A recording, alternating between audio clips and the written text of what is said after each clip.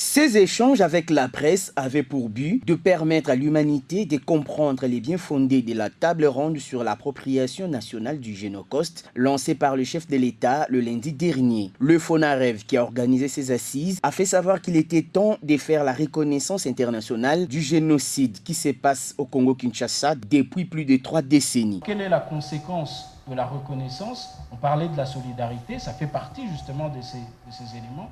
Mais l'un des plus importants, c'est justement la reconnaissance de la souffrance des victimes. Ce n'est pas forcément la reconnaissance de la RDC en tant que telle, mais c'est des souffrances des personnes qui ont connu cela. Et c'est même ça le début de la réparation. Cette reconnaissance doit conduire l'humanité à ne pas oublier. Pourquoi ne pas oublier?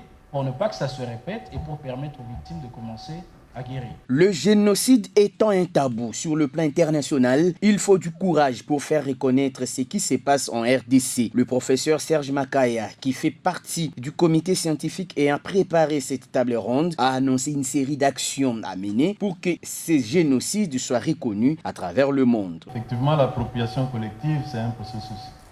Il y a certainement des actions à court terme, à moyen terme et à long terme. La commémoration du Génocoste constitue une rupture avec le silence assourdissant face à la tragédie humaine que vit le Congo depuis plusieurs décennies.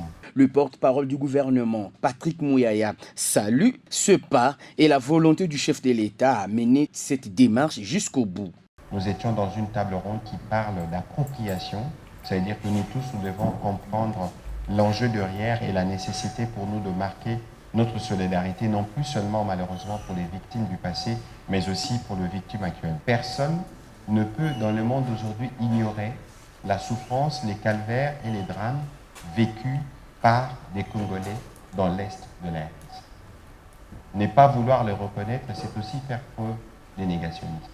Institué en 2019, le FONAREV s'emploie à rétablir les faits pour constituer le génocide et obtenir la réparation.